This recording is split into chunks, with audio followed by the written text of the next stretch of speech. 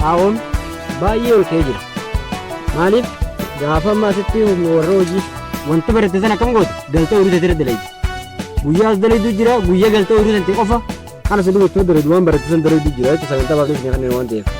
Kanaaf maal jechuu barbaade taa'uun barana yoo xiqqaate gadii isaa mudur warqii keenya yoo warqii keenya kuma shanii oolu kuntaal takka jechuudha. Akkas jechuun qonnaan bulummaan harka qalleessu kun kuma shaniin bitee horii fayyadamuusaa baay'ee rakkisa. Anis nin beeka waan ta'eef. Sanii ufaaltuu qabnee xaa'oo uumamaa fayyadamuu qabna.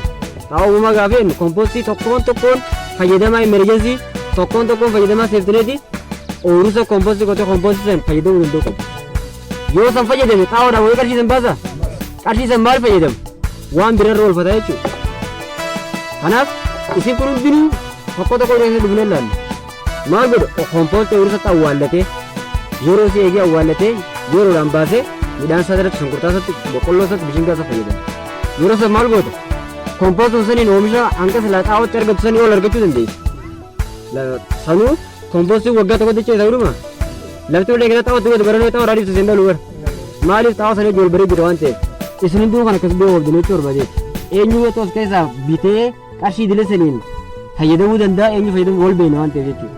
Kanaaf gaafa as duraa asirratti isin garsiifne akkaataa kompoostii qotamu sagantaa itti aanu irratti isin garsiifna isa sirra laalsan galtee horii teettira kompoostii qottee awwaalteetti biqilaa san baaftitti fayyadamu.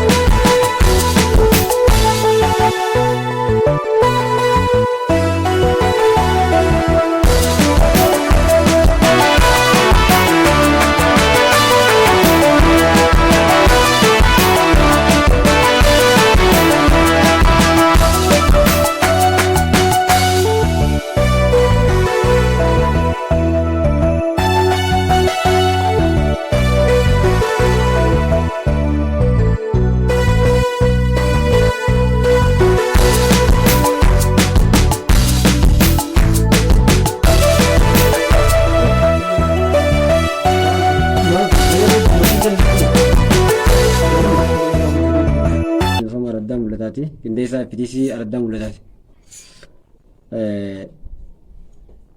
Akka waliigalatti Araddaan keenya magaalaa gudditti aanarraa yookaan magaalaa Bokorraa kiiloomeetira 16 kan fagaatuu fi daangaa gara araddoonni ollaa isaanii kan Araddaa keenya Araddaa Mul'ataa daangeessan bahan Araddaan egaa Bobbaasaa daangeessa gara baatiin jechuudha gara kaabaatiin Biliboorraa daangeessa gara dhiyaatiin Toota Kanniisaa gara kibbaatiin ammoo Araddaa Qarree isaan kana yoo ta'u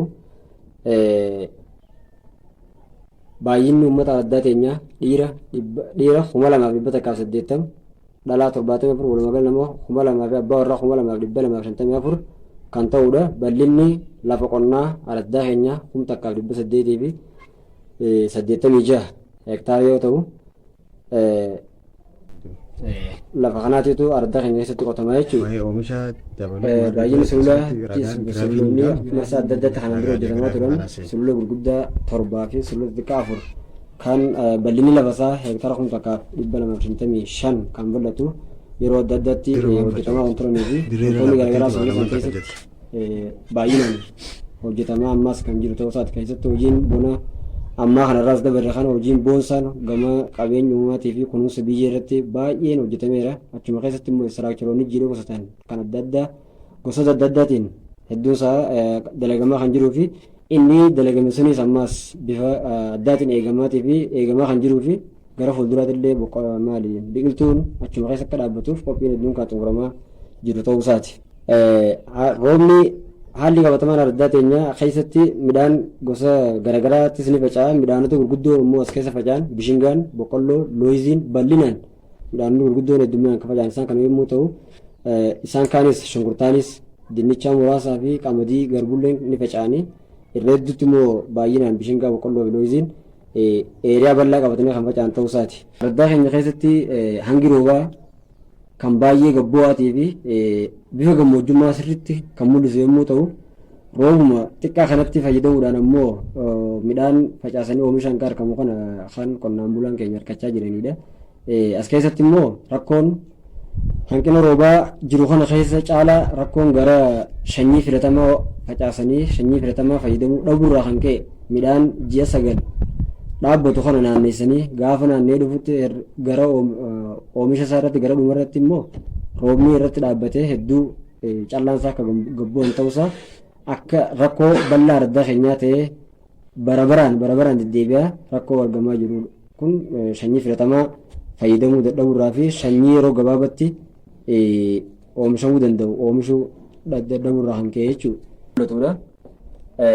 Haalli jireenya hawaasa keenyaa parsantiin guddaan yookaan walumaa gala qonna irratti kan hundaa'u ta'uu isaati. Qonna irratti rarraa qonna irratti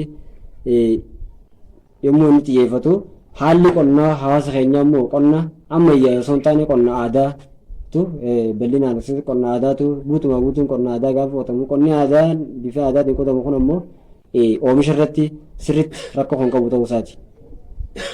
Kanaaf yeroo adda addaatti immoo gaafa wanti kun yeroo deebi'ee ilaalamu rakkoo kana jijjiiruuf jecha nuti akka ogeessaa Araddaa kanatti as keessatti gaafa hojjennu qonna aadaa kanarraa gara qonna ammayyaatti jijjiirree qonna ammayyaa saniin callaan sirriitti argamee jireenyi qonnaan bulaa keenyaa akka jijjiiramu taasisuudhaaf teekinooloojiiwwan haaraa yeroo adda addaatti qorannoo adda addaatiin sadarkaa biyyatti jiran kana asitti fayyadamsiisnee teekinooloojii sana immoo dursa FTC irratti madaqsinee erga FTC irratti madaqsineen booda sadarkaa qonnaan bulaa dhuunfaatti akka gabbuuf carraaqqiin godhaa jirruu fi waggoota 2-3 dabran keessatti haqiccitaa ture sana immoo bara kana bifa adda ta'een qophii lafaatirraa jalqabnee hanga facaatti hojiin hundinuu midhaan faca'u hundinuu kilaastara qofaan akka faca'aniif tattaaffii namoonni godhaa jirruu fi akkasuma gara fuulduratti illee hanga dhumatti kan itti deemnu ta'uusaa kan itti deemnee xumuru ta'uu isaati.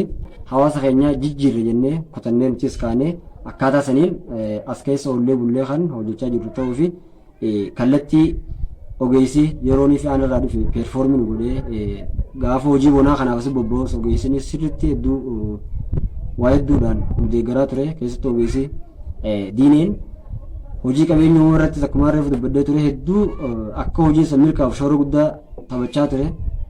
waa hedduus nu deeggaraa ture kallattii irraas nu kaa'aa ture hubannoo qabuu fi muuxannoo hojii kana duratti yeroo adda addaatti qabu wajjin wal qabatee waa hedduu nu deeggaraa turuudhaan akka hojii qabeenyummaa sun milkaa'u nu taasisee ture.